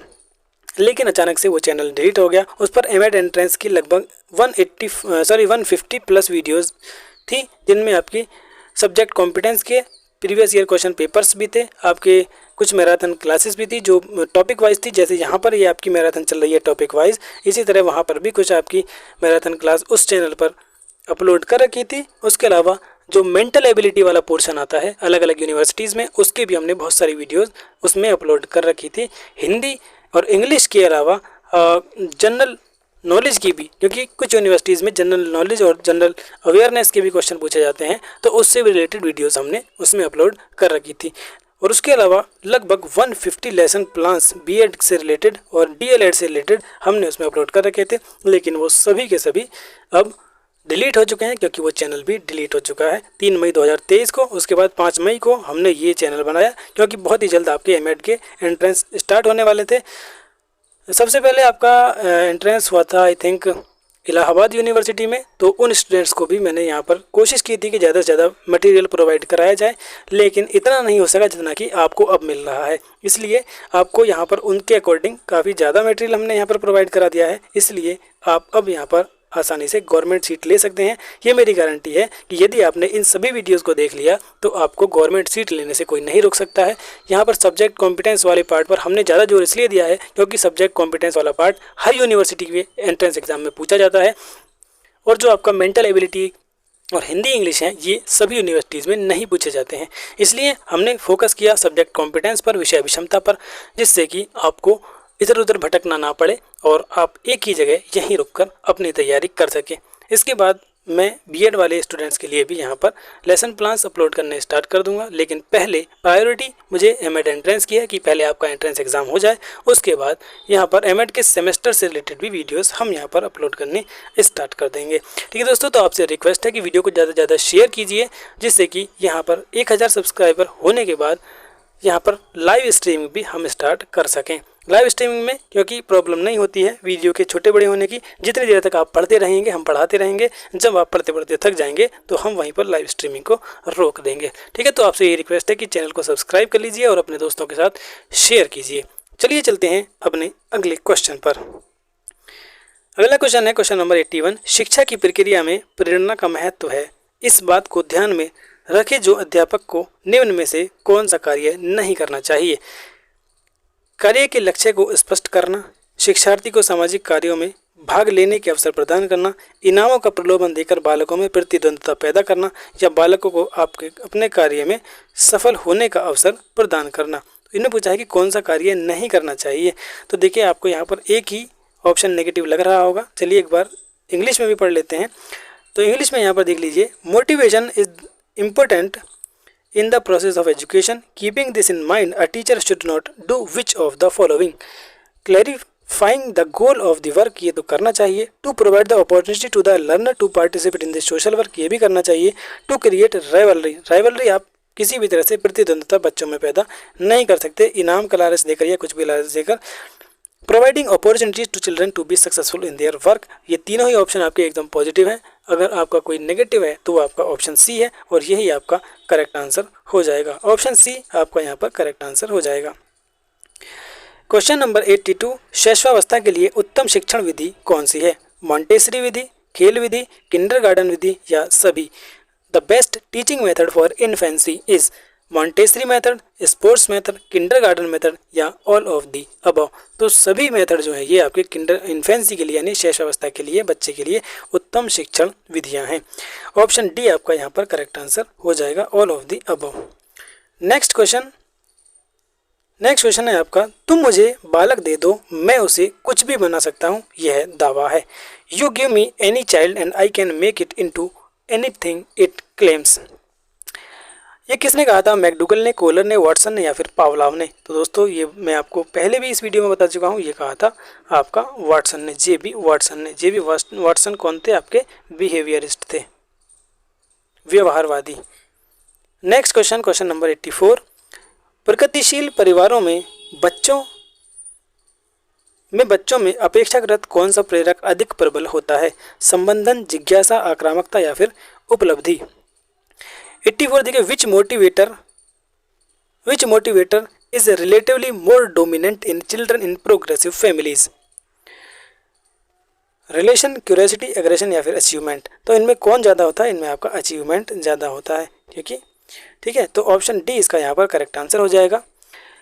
क्वेश्चन नंबर 85 है, निम्न में से कौन सा क्षेत्र मनोविज्ञान के अंतर्गत नहीं आता है? Which of the following field does not come under psychology? सामान्य विज्ञान, अबनॉर्मल साइकोलॉजी, औद्योगिक विज्ञान, इंडस्ट्रियल साइकोलॉजी, आर्थिक मनोविज्ञान, इकोनॉमिक साइकोलॉजी या फिर खेल मनोविज्ञान, स्पोर्ट्स साइकोलॉजी। तो इनमें कौन सा मनोविज्ञान, मतलब कौन सा क्षेत्र मनोविज्ञान के अंतर्गत नहीं आता है? तो वो है आपका आर्थिक मनोविज्ञान। आर्थिक मनोविज्ञान जैसी कोई भी ब्रांच, कोई भी शाखा नहीं होती है। तो यही आपका यहाँ पर करेक्ट आंसर हो जाएगा। Option C is the correct answer. Next question 86, बाल विकास में किस पर बल दिया जाता है? ये यहाँ पर पूछा है। प्रक्रिया पर बल है, वातावरण और अनुभव की भूमिका पर बल है, गर्भावस्था से किशोरावस्था तक का अध्ययन होता है या उपरोक्त सभी। In child development force on the process, the role of environment and experience is emphasized, study from pregnancy to adolescence या ऑल ऑफ द अबव। तो आप सभी जानते हैं मनोविज्ञान में बाल विकास में क्या होता है? बच्चे के गर्भावस्था से लेकर और किशोरावस्था तक का अध्ययन किया जाता है। ऑप्शन सी इसका यहाँ पर करेक्ट आंसर हो जाएगा। नेक्स्ट क्वेश्चन है, निम्न में से कौन सा मनोवैज्ञानिक नहीं है? Which of the following is not a psychologist? John Dewey, Watson, C L Hull या फिर स्किनर। तो इनमें से कौन आपका मनोवैज्ञानिक नहीं है? जीबी वॉटसन आपके मनोवैज्ञानिक हैं, सीएच हल भी आपके मनोवैज्ञानिक हैं और स्किनर भी। जॉन डीवी एकमात्र यहाँ पर ऑप्शन बचता है। ये आपके कौन है? ये आपके मनोवैज्ञानिक नहीं है। तो अगर ये मनोवैज्ञानिक नहीं है तो कौन है? तो ये आपके फिलोसफर हैं, यानी दार्शनिक हैं, ठीक है। जॉन डीवी कौन है? आपके दार्शनिक हैं। ऑप्शन ए इसका यहाँ पर करेक्ट आंसर हो जाएगा। नेक्स्ट क्वेश्चन है 88, एक औसत बुद्धि वाला बच्चा यदि भाषा को पढ़ने एवं समझने में कठिनाई प्रदर्शित करता है तो यह संकेत देता है कि बच्चा डैश का लक्षण प्रदर्शित कर रहा है। अब डैश यहाँ पर क्या है? अच्छा, पठन अक्षमता, लेखन अक्षमता, गणितीय अक्षमता या फिर गति समन्वय अक्षमता। If a child of average intelligence exhibit difficult in reading and understanding, reading and understanding में अगर डिफ़िकल्टी है तो वो आपका कौन सा होता है? वो जैसे मैंने आपको बताया था, लक्स को लुक्स पढ़ता है तो लेक्सिया, ठीक है। तो यहाँ पर क्या आंसर आना चाहिए? वो आपका आना चाहिए डिसलेक्सिया, ठीक है। वो कौन सा आंसर आना चाहिए आपका? डिसलेक्सिया। देखिए, डिसलेक्सिया हो गया आपका पढ़ने से संबंधित, डिसग्राफिया होता है आपका राइटिंग से संबंधित। ग्राफ, देखिए हाथ से पेंसिल से आप ग्राफ वगैरह बनाते हैं तो इसलिए राइटिंग आ जाता है इसमें। मैथमेटिकल एबिलिटी के लिए आपका आता है डिस्कैलकुलिया, गणितीय विकार के लिए। और इन कोऑर्डिनेशन एफेजिया, तो एफेजिया गति समन्वय अक्षमता, यानी माइंड और हैंड में क्या है? वो समन्वय नहीं, कोऑर्डिनेशन नहीं कर पाता है, तो वो आपका एफेजिया में आ जाता है। तो यहाँ पर आपका ऑप्शन होगा डिसलेक्सिया, क्योंकि यहाँ पर पठन विकार से संबंधित बात पूछी गई है, पठन अक्षमता इसका सही आंसर हो जाएगा। नेक्स्ट क्वेश्चन है 89, निम्न में से शिक्षा मनोविज्ञान किस में उपयोगी नहीं है? बालकों की मानसिक अस्वस्थता का पता लगाने में, शिक्षण विधियों के चयन में, छात्रों को अभिप्रेरित करने में या फिर पशुओं के प्रयोग में। To detect mental illness of children, अच्छा, in which of the following is educational psychology not useful? To detect mental illness of children, in the selection of teaching method, in the motivating students or in animal experiments। तो देखिए, जो यहाँ पर पूछा है educational psychology किस में useful नहीं है, तो एजुकेशनल साइकोलॉजी आपकी इसमें भी है, यानी बालकों की मानसिक स्थिति का पता लगाती है, शिक्षण की विधि में भी और छात्रों को अभिप्रेरित करने में। लेकिन पशुओं में आपका क्या है? इन एनिमल एक्सपेरिमेंट आपके एजुकेशनल साइकोलॉजी में नहीं आते हैं, बल्कि आपके किस में आते हैं?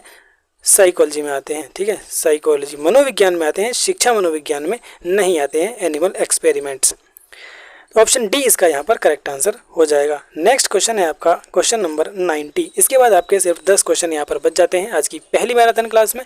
इसके बाद भी आपकी कई मैराथन क्लास आने वाली हैं और लास्ट में आपकी एक महा मैराथन आएगी जो आपको यहाँ पर पूरा रिवीजन करा देगी, जो शुरू से लेकर आखिर तक आपने पढ़ा है। जो भी कमियां हैं, जो या इस वीडियो में पहली मैराथन में आपको अगर कोई कमी है या कोई सजेशन देना है तो आप कमेंट में ज़रूर बताइएगा। हम नेक्स्ट मैराथन में, नेक्स्ट वीडियो में उन कमियों को दूर करने की कोशिश करेंगे। और यदि आप कोई और सजेशन भी देना चाहते हैं तो आप कमेंट में ज़रूर हमें बताइए, जो भी आपको लगता है कि ये सुधार वीडियो में होना चाहिए। ठीक है, तो क्वेश्चन नंबर 90 आपके सामने ये रहा, सामूहिक अचेतन का संप्रत्यय किसके द्वारा दिया गया था? The concept of collective unconscious was given by Pavlov, Skinner, fried या फिर युंग। तो सामूहिक अचेतन का संप्रत्यय दिया था आपका जुंग ने। ठीक है, ऑप्शन डी इसका यहाँ पर करेक्ट आंसर हो जाएगा। नेक्स्ट क्वेश्चन आपका ये रहा, यहाँ पर देखिए सूची 1 और सूची 2 को सुमेलित कीजिए। List 1 to list 2 match the following and select the correct answer from the code given below. तो पहले हमें इसको क्या करना है, सुमेलित करना है। किसको, किसके साथ? जॉन डीवी जो हैं वो आपके कौन से संप्रदाय से हैं, टिचनर आपके कौन से संप्रदाय से हैं, कोफका किससे हैं, और वाटसन जो हैं वो आपके कौन से संप्रदाय से हैं। तो जो आपको पता है पहले उन्हें लगा लेते हैं। ठीक है, और उसके बाद जो बचेगा उसको लगा देंगे। तो देखिए सबसे पहले हमें जो यहाँ पर सबसे इजी है और आपको पता भी होगा वो क्या है, यहाँ पर देखिए वाटसन, जो कि मैं कई बार आपको वीडियो में भी बता चुका हूँ। वाटसन आपके किससे संबंधित हैं? वाटसन आपके बिहेवियरिज्म से संबंधित है, तो डी आपका डी के साथ ही जाएगा। ठीक है, कोहलर, कोफका और मैक्स वर्दीमर आपके कौन है? ये गेस्टाल्टलिज्म है, यानी गेस्टाल्टवादी हैं। ठीक है, तो सी आपका ए के साथ जाएगा। उसके बाद आपका बचता है जॉन डीवी और टिचनर। तो जॉन डीवी जो है वो आपके फंक्शनलिज्म यानी कि कृत्यवाद या रचनावाद भी इसे कहते हैं। तो जॉन डीवी आपका सी के साथ चला जाएगा। बचा एक टिचनर, तो टिचनर आपका स्ट्रक्चरलिज्म यानी संरचनावाद से मैच हो जाएगा। यानी कि पहला आपका सी से मैच हुआ, पहला सी से, और बी जो है वो आपका बी से, सी आपका ए से और डी आपका डी से। ठीक है, तो सी बी ए डी आपका यहाँ पर जो भी होगा वही हमारा आंसर हो जाएगा। सी बी ए डी, तो सी से देखिए हमारा एक ही ऑप्शन यहाँ पर स्टार्ट हो रहा है, D, C B A D, यही हमारा करेक्ट आंसर होगा। ठीक है, ये भी हमारा करेक्ट आंसर होगा। एक बार फिर से देख लीजिए, जॉन डीवी जो है वो आपके कौन है? फंक्शनलिज्म यानी कि कृत्यवाद। कोफका जो है वो आपके गेस्टाल्टवादी हैं। वाटसन आपके व्यवहारवादी हैं। टिचनर बचा वो आपके संरचनावादी हैं। तो यहाँ पर इसको सीधा सीधा मैच कर लेंगे और आंसर अपना दे देंगे। तो यहाँ पर देखिए क्या क्या आपका आंसर आएगा। पहले के साथ आएगा आपका से, ठीक है, दूसरे के साथ आएगा आपका बे हिंदी में, गे के साथ आएगा आपका ए, और घे के साथ आएगा दे। तो से बे ए दे, या इंग्लिश में सी बी ए डी, ये आपका सही आंसर होगा। यहाँ पर भी आप देख सकते हैं, जी हाँ बिल्कुल यही आपका करेक्ट आंसर है। नेक्स्ट क्वेश्चन नंबर 92, इनमें से कौन विकास का एक सिद्धांत नहीं है? विकास संशोधन योग्य होता है, विकास केवल संस्कृति से शासित और निर्धारित होता है, विकास जीवन पर्यंत होता है, और ऑप्शन डी विकास वंशानुक्रम और पर्यावरण दोनों से प्रभावित होता है। तो इसमें पूछा है इनमें कौन सा एक विकास का सिद्धांत नहीं है। Evaluation is modifiable, development is governed and determined by culture only, development is lifelong, या development is influenced by both heredity and environment। यहाँ पर पूछा है इनमें से कौन विकास का सिद्धांत नहीं है। तो इनमें से कौन सा एक विकास का सिद्धांत नहीं है दोस्तों, आपको ये बताना है। आपका सही आंसर होगा दोस्तों, इसमें आपका सही आंसर हो जाएगा कि विकास केवल संस्कृति से शासित और निर्धारित होता है, ऐसा नहीं है। विकास जो है वो आपका हेरिडिटी और एनवायरनमेंट दोनों से रिलेटेड होता है। तो ऑप्शन सी ही इसका यहाँ पर करेक्ट आंसर होगा। आंसर डी यहाँ पर दिया हुआ है कि विकास वंशानुक्रम पर्यावरण दोनों से प्रभावित होता है, ये तो बात सही है। तो यहाँ पर देखिए ये आंसर में मिस्टेक हो गया है, ये आंसर डी इसका नहीं हो सकता है, आंसर सी ही इसका यहाँ पर करेक्ट होगा। कि क्योंकि आप देखिए देख भी सकते हैं, और जो ऑप्शन बी है आपका development is governed and determined by culture only, ऐसा नहीं होता है। तो ऑप्शन बी जो एक सिद्धांत नहीं है, तो यही आपका यहाँ पर आंसर हो जाएगा। Option B is the correct answer. Next question number 93, शिक्षा मनोविज्ञान का संबंध है शिक्षक से, शिक्षण से, कक्षा वातावरण से, या विद्यार्थियों से, या फिर उपरोक्त सभी। 5 ऑप्शन यहाँ पर दिए गए हैं आपके सामने। तो educational psychology is concerned with teacher, teaching, from classroom environment, या स्टूडेंट, या ऑल ऑफ द अबव। तो एजुकेशनल साइकोलॉजी जो है वो आपकी टीचर से संबंधित है, बिल्कुल सही बात है। टीचिंग से भी संबंधित है, क्लासरूम एनवायरनमेंट से भी संबंधित है, और स्टूडेंट से भी संबंधित है, यानी इन सभी से संबंधित है। तो आपका जो ऑप्शन ई है ऑल ऑफ द अबव, वो यहाँ पर करेक्ट हो जाएगा, उपरोक्त में से सभी। क्वेश्चन नंबर 94, एक प्रभावशाली अध्यापिका होने के लिए यह महत्वपूर्ण है। क्या महत्वपूर्ण है? To be an effective teacher it is important to. पुस्तकों से उत्तर को लिखने पर बल देना, बिल्कुल नहीं। समूह गतिविधि के बजाय वैयक्तिक अधिगम पर ध्यान देना, चलिए देखते हैं। विद्यार्थियों के द्वारा प्रश्न पूछने के कारण उत्पन्न व्यवधान की अनदेखी करना, ये तो नहीं हो सकता है। प्रत्येक बच्चे के संपर्क में रहना, तो बी और डी में से कोई सा एक आंसर होगा। Emphasize on writing answer from book, focus on individual learning rather than group activity. Ignore नहीं कर सकते आप। Keep in touch with each child, तो यहाँ पर आपका कौन सा बेस्ट आंसर है, यहाँ पर वही आपको देना है, यानी कि जो भी यहाँ पर बेस्ट होगा वही आपको देना है। तो कौन सा बेस्ट है, तो देखिए बच्चों के प्रत्येक बच्चे का ध्यान आपको रखना होता है। तो यहाँ पर जो सही ऑप्शन होगा, सबसे बेस्ट ऑप्शन है वो है प्रत्येक बच्चे के संपर्क में रहना। Keep in touch with each child, option D आपका यहाँ पर करेक्ट आंसर हो जाएगा। Next question number 95।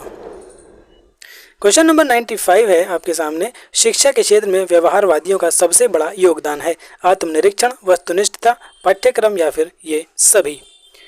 तो 95 में देखिए, the biggest contribution of behaviourist in the field of education, introspection, objectivity, course या फिर ऑल। तो जो सबसे बड़ा योगदान है बिहेवियरिस्ट का यानी व्यवहारवादियों का, वो है ऑब्जेक्टिविटी यानी वस्तुनिष्ठता। ऑप्शन बी आपका यहाँ पर करेक्ट आंसर हो जाएगा। नेक्स्ट क्वेश्चन है 96। अधिगम में डैश ने प्रभाव का नियम दिया। प्रभाव का नियम किसने दिया? पावलोव ने, स्किनर ने, थॉर्नडाइक ने या फिर वाटसन ने। The law of effect in learning was given by Pavlov, Skinner, Thorndike या फिर वाटसन।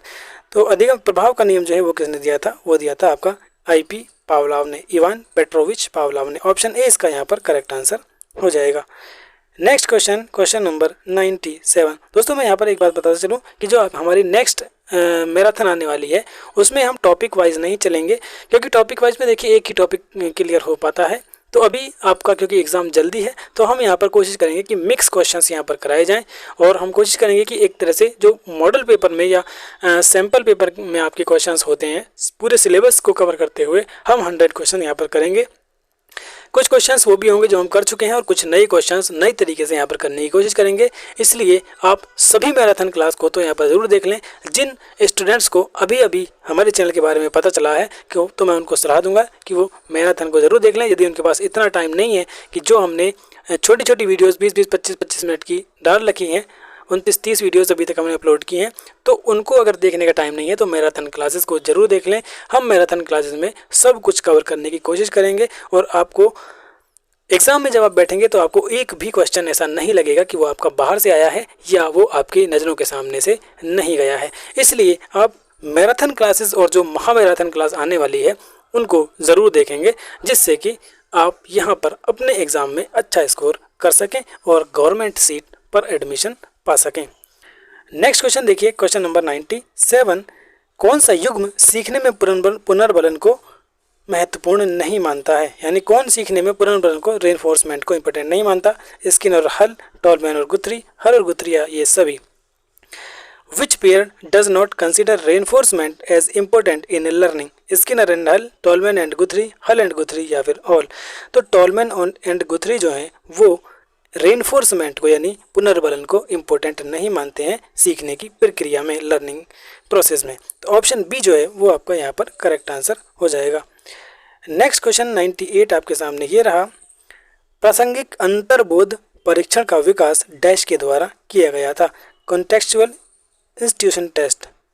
नहीं, ये इसकी यहाँ पर सही नहीं है। इसका जो ये एक्चुअल में इसकी जो फुल फॉर्म है वो है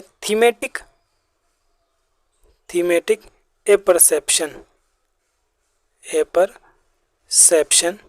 टेस्ट, TAT टेस्ट। इसके बारे में मैं पिछली वीडियोस में आपको बहुत अच्छे से बता चुका हूँ ये क्यों होता है, कैसे होता है और कब किया जाता है। तो चलिए ये तो मैं आपको बताता हूँ कि अगर आपसे डायरेक्टली पूछ लिया जाए क्वेश्चन कि TAT जो है वो क्यों किया जाता है, सबसे पहले तो आप ये देख लीजिए ये एक प्रोजेक्ट मेथड है, एक प्रोजेक्टिव तकनीक, प्रक्षेपी तकनीक में आता है प्रोजेक्टिव मेथड, और ये किया जाता है पर्सनैलिटी, मतलब ये एक पर्सनैलिटी टेस्ट है, ठीक है।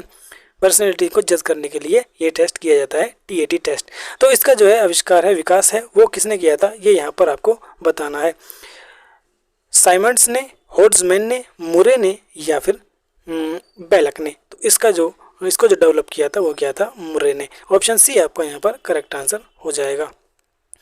नेक्स्ट क्वेश्चन 99 और सेकंड लास्ट क्वेश्चन, इसके बाद एक क्वेश्चन बचेगा और ये हमारी मैराथन क्लास यहाँ पर कंप्लीट हो जाएगी। क्वेश्चन नंबर 99 है, स्किनर के अनुसार बच्चों में भाषा विकास परिणाम होता है व्याकरण में प्रशिक्षण का, अनुकरण व पुनर्बलन का, अंतर्निहित योग्यताओं का या फिर परिपक्वता का। अकॉर्डिंग टू टी स्किनर नहीं है, ये BF स्किनर है। Language development in children is the result of training and grammar, imitation and reinforcement, inherent qualification या फिर मैच्योरिटी। तो जो लैंग्वेज डेवलपमेंट है वो किसका रिजल्ट होता है? वो रिजल्ट होता है आपका अनुकरण और पुनर्बलन का, यानी इमिटेशन एंड रेनफोर्समेंट का। ऑप्शन बी आपका यहाँ पर करेक्ट आंसर हो जाएगा, अनुकरण व पुनर्बलन यानी imitation and reinforcement. Question number 100 और इस मैराथन का लास्ट क्वेश्चन आपके सामने ये रहा। समान शब्द समान तत्व निम्न में से गहन संबंध रखता है। समान परीक्षा प्रश्न, सहयोगी से ईर्ष्या, अधिगम स्थानांतरण या फिर समूह निर्देशन। The word similar element has a deep relation with.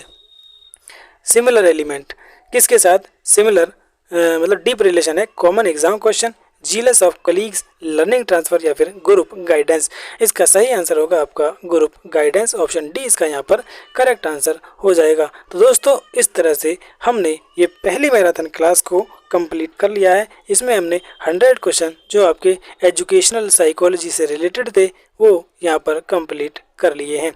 और मैराथन क्लास अभी आनी बाकी हैं, इसलिए चैनल को सब्सक्राइब करके बेल आइकन को प्रेस कर दीजिए, जिससे कि जब भी मैराथन क्लास आपकी यहाँ पर आए तो आपको उसका नोटिफिकेशन पहुँच जाए और आप उसको देखकर यहाँ पर फ़ायदा उठा सके। आप हमें अलग अलग सोशल मीडिया अकाउंट्स पर भी फॉलो कर सकते हैं, @शाखा स्टडी लिखेंगे और आप हमारे जो सोशल मीडिया अकाउंट्स हैं यूट्यूब के अलावा उन पर पहुंच जाएंगे। यूट्यूब पर भी आप सर्च कर सकते हैं, लेकिन अगर @शाखा स्टडी 2 लिख कर सर्च करेंगे तो डायरेक्टली चैनल पर पहुंच जाएंगे। और सबसे बेटर तरीका ये है कि #शाखा स्टडी लिखेंगे तो किसी भी सोशल मीडिया प्लेटफॉर्म पर आप हमें आसानी से ढूंढ लेंगे। फ्यूचर में यदि ये वीडियोज़ डिलीट मतलब चैनल किसी कारणवश जैसे पहला वाला डिलीट होगा ये भी डिलीट होता है तो #शाखा स्टडी लिख कर ही आप हमें सर्च करेंगे, जिससे कि हमारी फिर से मुलाकात हो सकेगी। वैसे हम उम्मीद करते हैं कि इस बार कोई भी ऐसी गलती नहीं होगी जिससे कि चैनल डिलीट हो जाए। दोस्तों उम्मीद है कि ये पूरी की पूरी मैराथन क्लास के 100 क्वेश्चन आपको समझ में आ गए होंगे। यदि आपको किसी क्वेश्चन में डाउट है या कोई और सजेशन देना है तो आप कमेंट में दे सकते हैं। आपके सजेशंस का हम यहाँ पर वेलकम करते हैं। तो चलिए दोस्तों मिलते हैं नेक्स्ट मैराथन क्लास में, तब तक के लिए